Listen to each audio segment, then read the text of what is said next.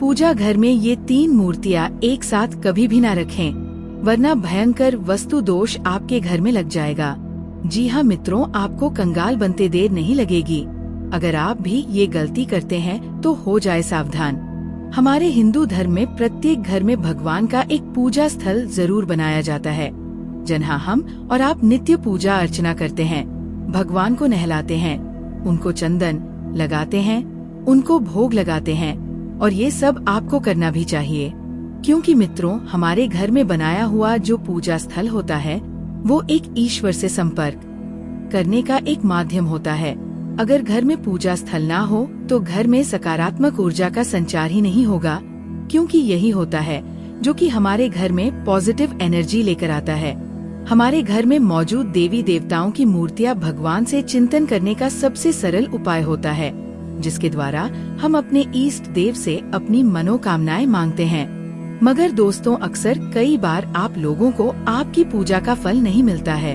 आपके घर में पूजा घर होने के बावजूद भी आपके घर में सुख शांति नहीं रहती है।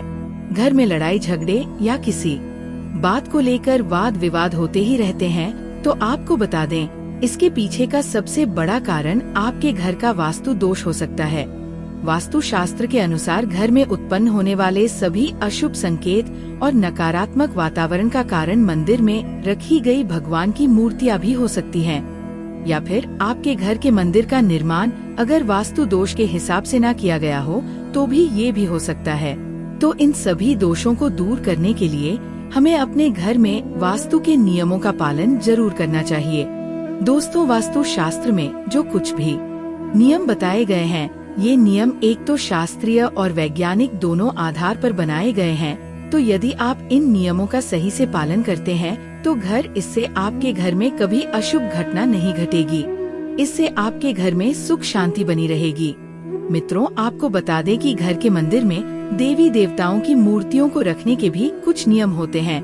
किन देवी देवताओं की मूर्तियाँ घर में रखना वर्जित है, या फिर किन देवी देवताओं की मूर्तियाँ एक साथ नहीं रखनी चाहिए, और किन देवी देवताओं की मूर्तियाँ साथ में रखना शुभ होता है। ऐसे ही महत्वपूर्ण नियम वास्तु शास्त्र में बताए गए हैं। तो मित्रों, आपको बता दें कि अगर इन नियमों का पालन ठीक से नहीं किया गया तो इससे घर में दुख दरिद्रता का वातावरण भी निर्माण हो जाता है। घर में सकारात्मक ऊर्जा के स्थान पर नकारात्मक ऊर्जा घर में अधिक बढ़ने लगती है, जिससे परिवार के लोग अधिक निराश और दुखी रहने लग जाते हैं, और साथ ही इससे घर में आर्थिक तंगी भी बनी रहती है। इससे बिना किसी कारण के धन का बेहद ही ज्यादा खर्च होने लगता है। इससे बेहद अधिक परिश्रम करने के बाद भी सफलता नहीं मिलती है। ऐसी बहुत सी परेशानियां वास्तु दोष के कारण घर में पैदा होने लग जाती हैं। तो मित्रों, ऐसा ना हो, इसके लिए हम जान लेते हैं कि वास्तु शास्त्र के हिसाब से हमें घर के मंदिर में किन किन देवी देवताओं की मूर्तियाँ रखनी चाहिए और किन देवी देवताओं की मूर्तियाँ नहीं रखनी चाहिए। इसके साथ ही सुख समृद्धि की प्राप्ति के लिए कौन कौन से देवी देवताओं की मूर्तियाँ पास रखनी चाहिए। तो मित्रों, वास्तु शास्त्र के अनुसार अगर आप कुछ विशेष देवी देवताओं की मूर्तियाँ एक दूसरे के पास अपने घर के मंदिर में रखते हैं तो इसके कई शुभ परिणाम आपको प्राप्त हो सकते हैं। मगर इसके साथ ही अगर आप कुछ देवी देवताओं की मूर्तियाँ एक साथ रखते हैं तो इससे अशुभ माना जाता है, क्योंकि मित्रों, हमारे शास्त्रों में कुछ देवी देवताओं की मूर्तियाँ एक दूसरे के साथ रखने के लिए मना किया गया है। तो आइए जानते हैं इसके बारे में। मगर उससे पहले आपको ये भी जानना जरूरी है कि घर के मंदिर में कौन से देवी देवताओं की मूर्तियाँ अवश्य ही रखनी चाहिए। तो बात करें इसमें सबसे पहले तो वो है भगवान गणेश जी की प्रतिमा। जैसा कि आप सभी जानते हैं गणेश जी प्रथम पूजनीय और विघ्नहर्ता होते हैं। तो इसके लिए आपके घर के मंदिर में भी गणेश जी की मूर्ति होना अनिवार्य है। मगर आपको ये बात अवश्य ही जान लेनी चाहिए कि गणेश जी की तस्वीर पूजा घर में कभी भी एक से अधिक नहीं होनी चाहिए। विशेष तौर पर अगर गणेश जी की तस्वीर ऐसी हो जो कि माता लक्ष्मी के साथ हो और उनके बाएं तरफ विराजमान हो तो ये बहुत ही शुभ माना जाता है, क्योंकि मित्रों, ऐसी मूर्तियाँ घर में सभी विघ्न को, समस्याओं और नकारात्मकता को घर से दूर कर देती हैं। अब बात करें मित्रों दूसरे प्रतिमा की, तो वो खुद माता लक्ष्मी की प्रतिमा है। दोस्तों, धन और समृद्धि को अगर आप पाना चाहते हैं धन और समृद्धि को अगर आप पाना चाहते हैं तो अपने घर में मंदिर में पूजा स्थल में माता लक्ष्मी एक तस्वीर अवश्य ही होनी चाहिए। मगर आपको ये पता होना चाहिए कि घर के पूजा स्थल में माता लक्ष्मी की अकेली तस्वीर घर के वास्तु के लिए कभी भी शुभ नहीं मानी जाती है।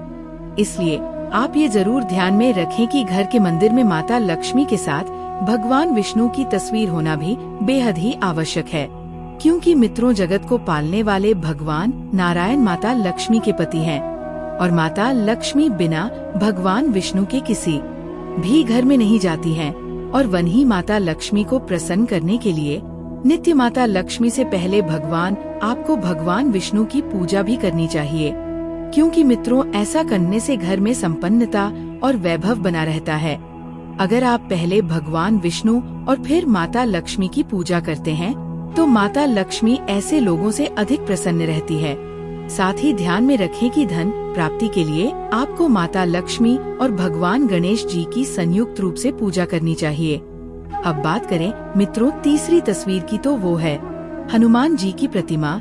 वास्तु की माने तो घर के मंदिर में हनुमान जी की मूर्ति या तस्वीर रखने से घर के सभी वास्तु दोष गृह क्लेश सब दूर हो जाते हैं और इसके साथ ही घर पर अचानक ही अगर कोई संकट आने वाला हो तो वो भी बजरंग बली की कृपा से उनकी मूर्ति पूजा घर में होने से टल जाता है। इसके साथ ही आप ये भी ध्यान में रखें कि हनुमान जी की आप हमेशा बैठी हुई मूर्ति ही पूजा स्थल में रखें। इससे घर में सुख शांति और समृद्धि बनी रहती है। चौथी है दोस्तों राम दरबार की तस्वीर। मित्रों अगर आप चाहते हैं घर में सभी के बीच प्रेम और विश्वास बना रहे और घर की सभी पारिवारिक क्लेश नष्ट हो जाए तो इसके लिए आपको घर में राम दरबार वाली तस्वीर जरूर लगानी चाहिए। तो ये मूर्तियों तो आपको पूजा घर में जरूर ही रखनी चाहिए। इसके अलावा आप जिस देव की पूजा करते हैं जो आपके इष्ट है उनको भी रख सकते हैं। तो आइए अब जानते हैं कि घर में किन देवी देवताओं की तस्वीर को एक साथ रखना चाहिए। तो आपको बता दें कि जिसके पूजा घर में ये एक साथ दो मूर्तियाँ होती है उस घर में बनता है राजयोग। मित्रों अगर हम अपने घर के पूजा घर में कुछ मूर्तियों के साथ कुछ अन्य मूर्तियाँ भी रखते हैं तो इससे आप यकीन नहीं मानेंगे, इससे हमारी किस्मत यकीनन ही बदल जाती है और देखते ही देखते हमारे जीवन की सारी कंगाली समाप्त होने लगती है। तो इसमें सबसे पहले अगर हम किसी मूर्ति की बात करें तो अगर आप भगवान कृष्ण के भक्त हैं और उनकी मूर्ति घर के मंदिर में रखते हैं तो उनके साथ आपको राधा रानी की मूर्ति भी जरूर रखनी चाहिए।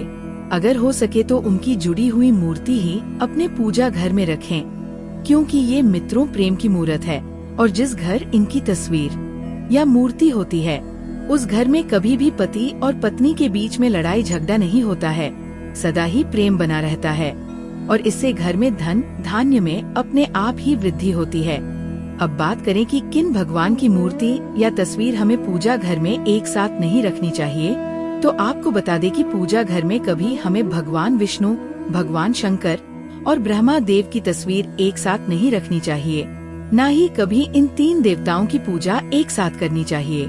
इसके पीछे का कारण ये है कि तीनों देवताओं की पूजा की पद्धति अलग अलग होती है, क्योंकि भगवान नारायण की पूजा तुलसी पत्र के बिना अधूरी होती है और वहीं भगवान भोलेनाथ पर तुलसी पत्र भूल से भी नहीं चढ़ाना चाहिए। और शास्त्रों में बताया गया है कि ब्रह्मदेव की पूजा करना घर में वर्जित है। तो इसलिए अगर आपके घर में इन देवताओं की प्रतिमा एक साथ है तो उन्हें तुरंत ही अलग अलग रखें। हाँ, अगर आपको इन तीनों देवों की तस्वीर एक साथ लगानी है तो आप कन्ही घर के मंदिर से इतर इन देवी देवताओं की तस्वीर एक साथ लगा सकते हैं। इसके अलावा मित्रों घर के लिए मंदिर लेते समय लोग तरह तरह के डिजाइन देखते हैं ताकि मंदिर आकर्षक दिखाई दे, मगर आपको बता दें घर का मंदिर आकर्षक का केंद्र नहीं बल्कि भक्ति का केंद्र है। ऐसे में आप लोगों के लिए ये बात जानना बेहद ही जरूरी है कि घर में मंदिर की बनावट आखिर किस प्रकार की होनी चाहिए। कुछ लोग जानकारी के अभाव में अपने मंदिर को सबसे अच्छा और सुंदर बनाने के लिए आजकल ना जाने क्या क्या नई चीजें मंदिर में लगवाते हैं, जबकि इसके बारे में उनको कुछ जानकारी नहीं होती है कि क्या वो चीज आपके घर के लिए सही है या इस चीज का आपको आपके जीवन में नकारात्मक असर झेलना पड़ सकता है। आज हम इसी चीज पर चर्चा करेंगे जो अक्सर ज्यादातर लोग अपने घर के मंदिर में ये चीज लगवा ही देते हैं जो कि उनको नहीं लगवानी चाहिए।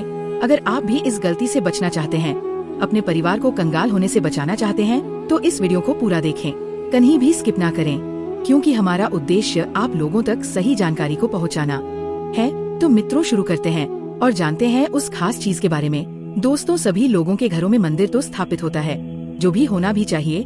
भगवान की भक्ति से बड़ी इस दुनिया में कोई भी चीज नहीं है।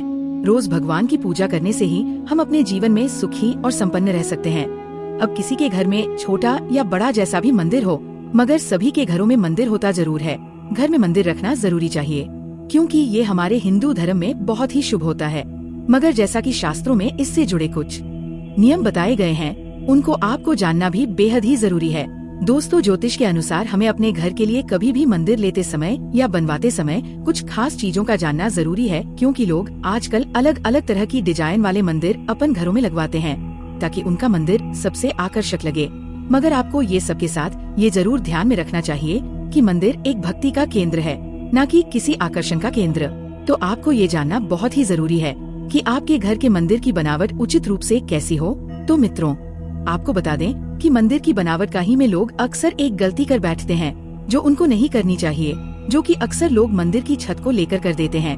आपने देखा होगा, आप किसी बाहर मंदिर या तीर्थ स्थल पर जाते हैं, जब वहाँ पर मौजूद मंदिर में गुम्बद होती है, लेकिन शास्त्रों में बताया गया है कि घर के लिए अगर मंदिर आप ले रहे हैं या बनवा रहे हैं, तो आपको उसमें गुम्बद वाला मंदिर कभी भी भूल से नहीं लेना चाहिए। जी हाँ मित्रों, यह मंदिर घर के लिए अशुभ होता है।